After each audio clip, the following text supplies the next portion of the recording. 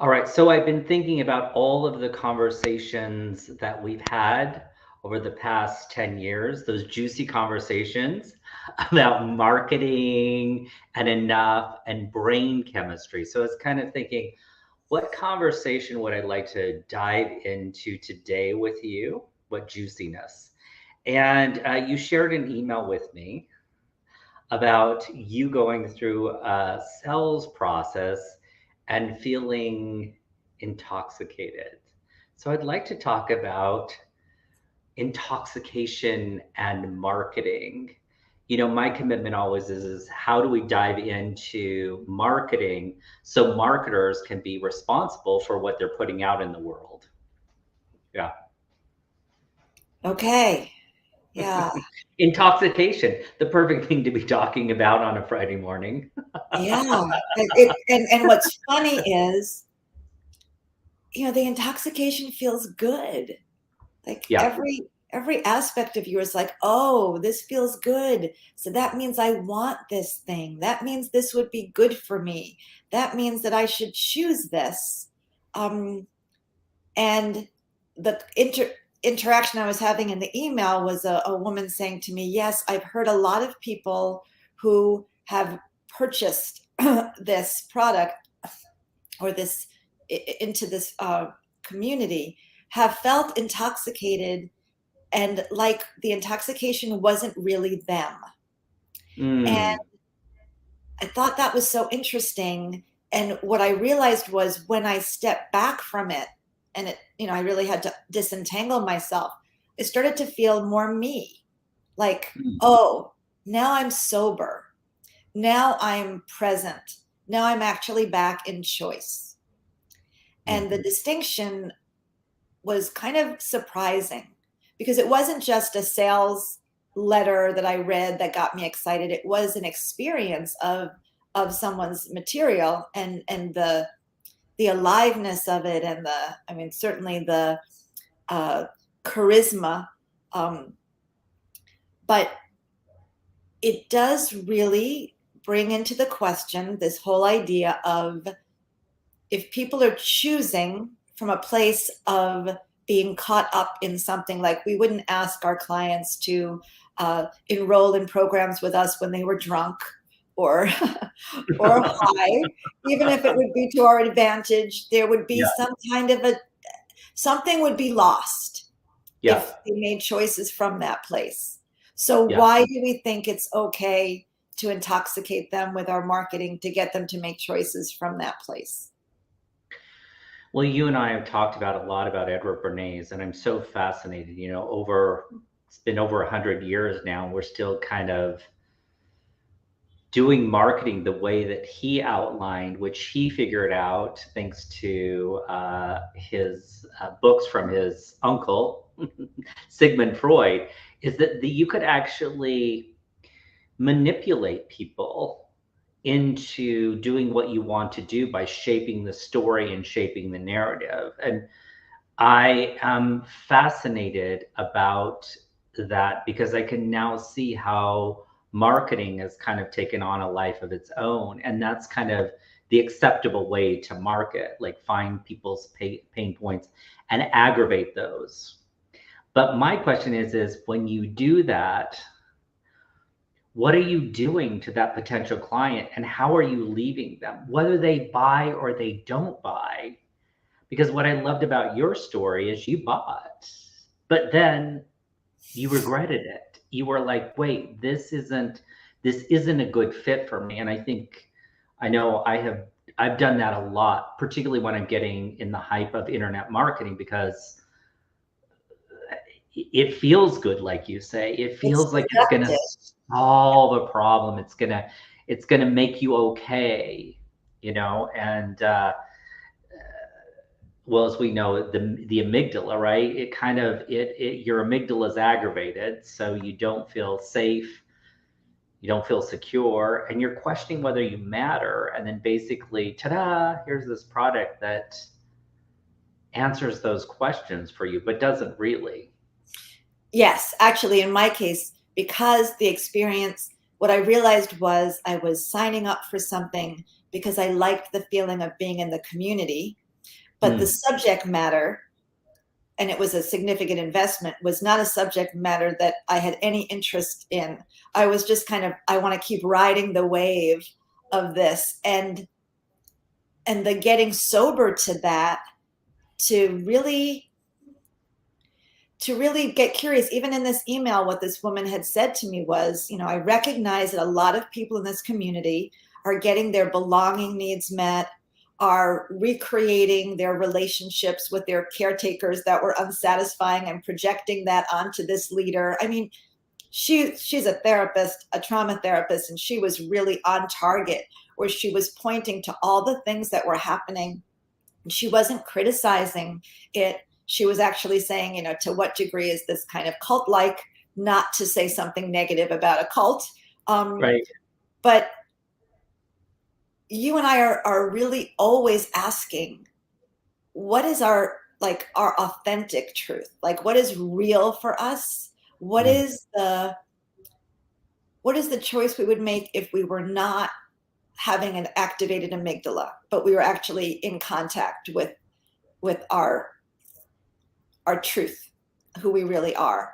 And when our amygdalas are activated, you and I know it's a hijack of the prefrontal cortex. Dan Siegel talks about the brain model, the hand model of the brain. Should I do that, or is that kind of silly? Yeah, yeah, sure. I just love a hand model of the brain. So if this were your brain sitting in my head like this, well, why would your brain be in my head? But if this were my brain in my head, that would be kind of fun, Drew. I'd like to have that experience one day. That would. But this is the autonomic nervous system inside. It's the automatic parts of our brain. It's digestion and breathing. It's the things we are totally not thinking about. Some people call it the reptilian brain. Then the thumb would represent the limbic system, the emotional brain, and that includes the amygdala, which is the center of the kind of threat alarm system. And then overlaying it is the cortex that goes all around and covers the top of the brain and covers the amygdala and the limbic system. And when the amygdala is very activated, it causes the prefrontal cortex to disconnect from the emotional brain. So your emotional brain and your thinking brain are not in contact. And in that experience, the emotional brain is desperate for some way to feel whole again.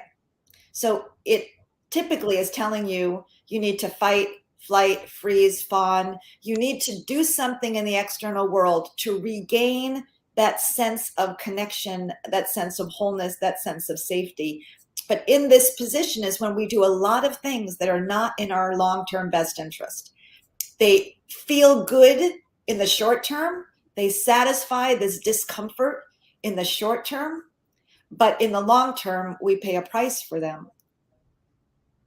So really, I think that's why our clients who are committed to doing good, when they intersect with the marketing world, it just feels off for them. They feel like something's off. And I think that is the reason they don't want to blow people's tops, right? Because they know ultimately what that's going to do is disconnect that potential customer, that customer even, from themselves. And I think if you look at a macro conversation, that is why we kind of have the planet that we currently have. It's because you've got a lot of people with their tops blown out Exactly. there, right? And disconnected from themselves, making really bad choices.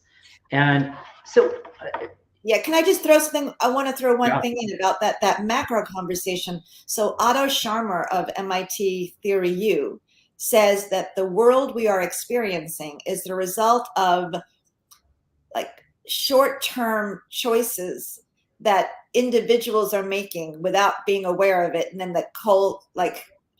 the seeing all of those piled up on one another. That is our world.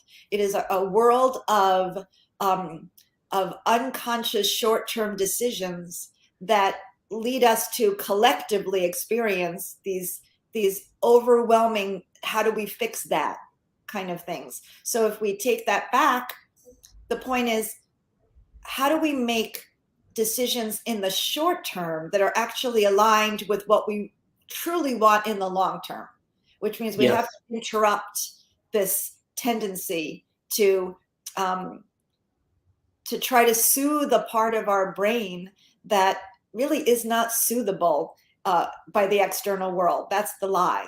The lie is that anything in the external world is actually going to be meaningfully soothing to that part of our brain, because it will never be enough. Yes, right. I think that there is, from the perspective, you're spot on with that.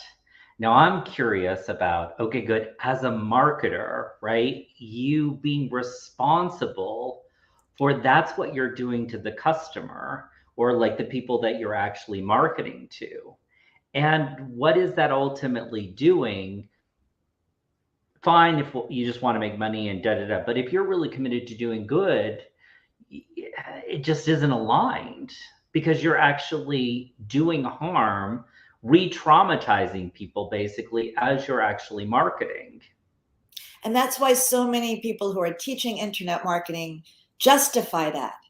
Like Yes. you're actually helping the client do what they need to do, but they wouldn't do if you didn't put that pain on them, that you're Yes. giving them a gift. This Yes. is a good thing. Yes. Yes. But at the end of the day, like you just said, nothing in the external world is going to fulfill whatever that need is, whatever that hole is that they're looking for that program or that course or whatever to actually fill for them. And it's a definitely it's a quandary, and I think that that's why I see that, people with really good intentions around shifting marketing to conscious marketing and all of that, but it always goes back to that. And a lot of that can be, traced back to Edward Bernays and figuring out that you can emotionally manipulate people with marketing by the stories you're having them buy. You can create a reality that they're actually buying into. Well, tell the story of the how Edward Bernays created a way to sell pianos. I love this. So Edward Bernays was hired by this piano company to sell pianos, and he was a publicist in the world that we're in. So PR could be for good or bad. But what he did is he actually was so smart. He actually created a whole category called music rooms. So basically, he went and all of his media contacts did these stories about music rooms. So all these music rooms, people started building those music rooms because it was the it thing. If you wanted to have a family and be happy, you needed a music room. Well, what are people going to put in their music room but pianos? So roundabout way that actually contributed to the sale of the pianos, which is, if you look at it from business, people are like, oh, well, that's really smart and that's really clever. But yes, what you're doing is creating a want and a need there when there's not a really want and a need. And the question is not that it's right or wrong. What is that doing as a planet to the planet? And what is that doing to our psyches as human beings? Is it having us evolve into more happy, productive, healthy human beings, or are we going in a different direction? And it looks like we're just going in a different direction where that feeling of not enough just gets larger and larger and larger, even though we have so much for the most part in the Western world. Yeah. Yes, the consequences of each of these small things, like the small things don't look like any big deal. Like, what's the harm of a lot of people having music rooms and Right. pianos that no one ever plays? Like, really, what's the harm of that? But but all of you add it all together. We thought, I'm sure, that if housewives from the 50s had washing machines and dryers and electronic vacuum cleaners, like they would then have all this extra time in the day to do things that really mattered and were high quality things. Or if we had computers at home, we could be so much more efficient and we'd have more time to do the things that really matter. But these are short-term solutions, and we actually create long-term problems with them. So now Yes. we've got, now women don't have to stay home being housewives. So now what do they have to do with their time? Now that we have computers at home, do we have more time? Like, has that actually been our experience? We don't have more leisure time. So I'm not saying that we're all supposed to be able to see generations into the future, like certain groups of humanity have said it's important to think of the impact of this horizontally and over time into the future. When you have a hooked amygdala, when it's all hijacked, it has no sense of time. All it cares about is relief in this moment. And do we want a world full of people simply choosing relief in this moment? What is the collective consequence of everyone choosing relief in this moment for the future of humanity?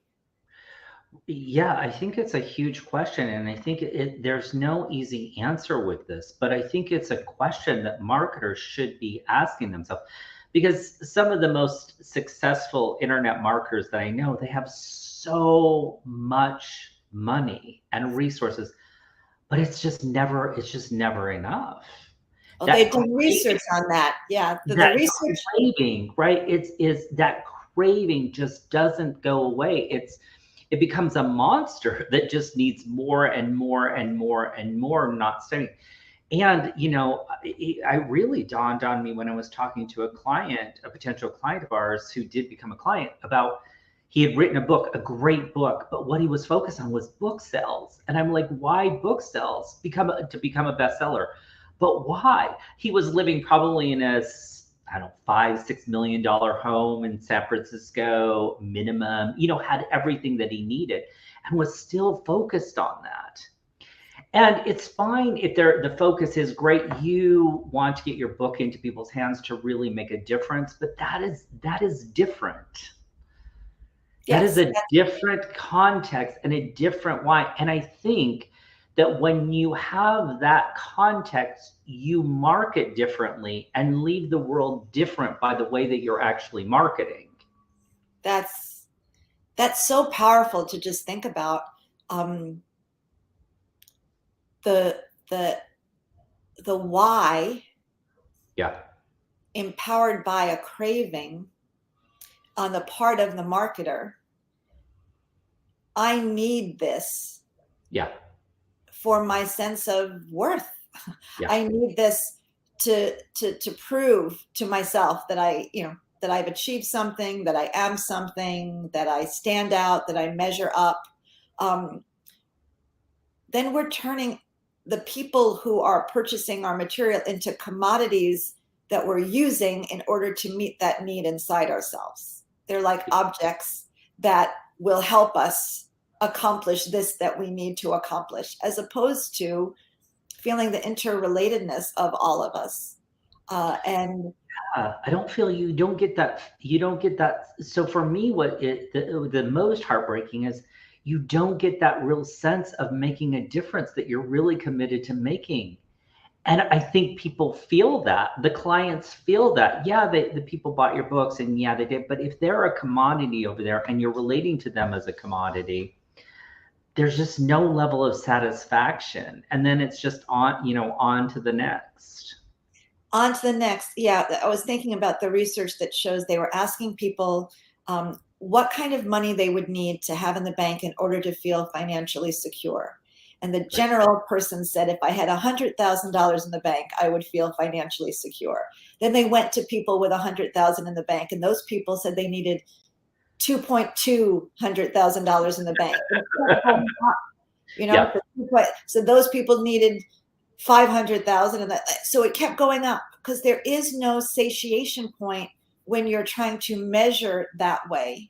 And without that satiation point, that's the energy that we're sending out into the world, because there's always going to be someone who's sold more books. There's always going to be someone who like, so there will, and I'm not saying it's not good to have your next thing that you're aiming for, but getting clear about what message you're giving yourself about why this is important to you, what your why is.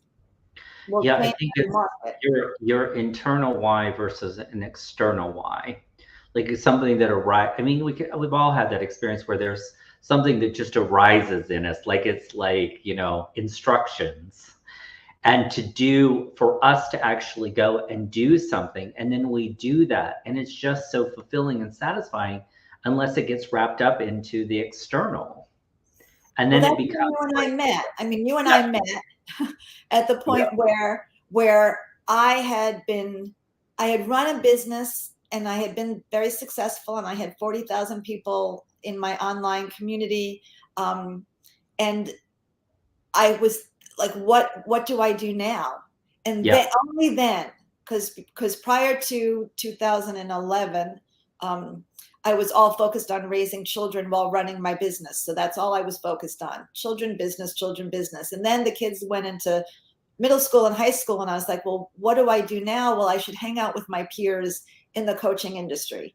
I should start going to the conscious business expos and learning their approaches. And that led to like the most hellish 2 years of my life, where I was trying to play that game.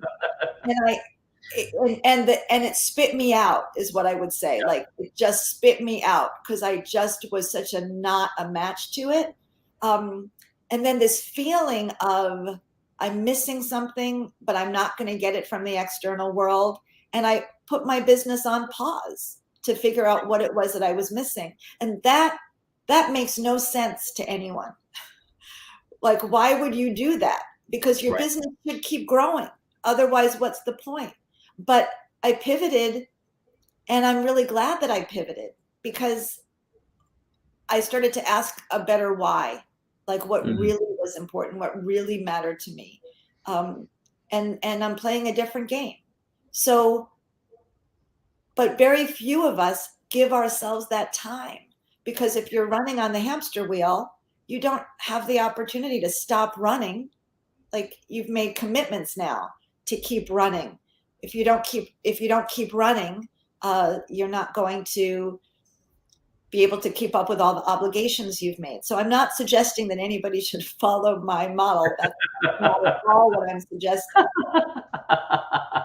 But I am saying that this, like, to say that I run my businesses now from inner peace, like that, it's a whole different experience. It's a Yeah. much more relaxed everyday experience. It's a different kind of choosing. Well, you've Enough. said enough. Yeah, you said something really important, and that's actually taking time to actually listen to what that why is. Because we're so caught up in everything that we're fed. I mean, social media, business experts, everything. And we don't take like 5 seconds for ourselves to just say, what is it that I truly, what is enough? And I think that and like you say, for you, it was stopping the business, but it could be so much, it could be just merely stopping. I mean, stopping for 5 minutes a day to just sit with that could change everything. And I think that the thing that for me is having people feel satisfied and satiated rather than that awful feeling of just never enough. Because that is an awful feeling. It It's is just an an awful awful feeling. feeling. And Yeah, when I say I stopped my business, I stopped my, like, one to many, many, many business. yeah, I didn't stop working with people. And I right. found that working from this place is satisfying in a whole different way. Like, there's a Yes, depth of satisfaction from the depth of connection. So yeah. there's so many business models, and I think there's some underlying assumptions we never question. Like, more is better. Like, that is a big game. More is better. The more you sell, the better. The more clients, the better. The more money, the better. Like, Yeah. to stop and say, is that true? Is that actually true? Lynn Twist, in her book Soul of Money, actually says, like, can we ask that question? Because think about right now, we're measuring our economy by the profit that's been made. And in order to make the profit continue to rise, to make it look as if we are progressing, we just keep stripping things of their inherent value and putting price tags on them. So now we're selling water, and we're selling community experiences because people are so cut off from community in their natural lives. We're selling things, we're packaging things.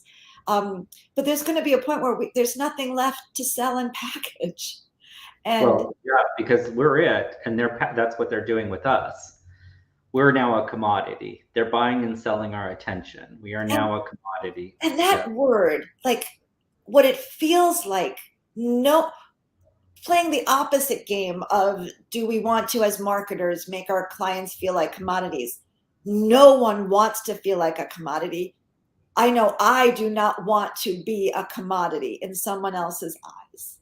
So Yes. why would I do that to someone else? There's a dehumanizing there. There's something that we lose in the act of seeing other people as commodities, as either vehicles to get us what we want or obstacles in the way of us having what we want. There's a cost inside of us for Yeah. that perspective. Well, I could go on for the rest of the day, but I think this is a great place to stop, and hang out is more better. And as a marketer, how are you relating to those human beings that you are marketing to? And what is your why? As always, my darling, I love our conversations. Very juicy. Thank you. Thank you.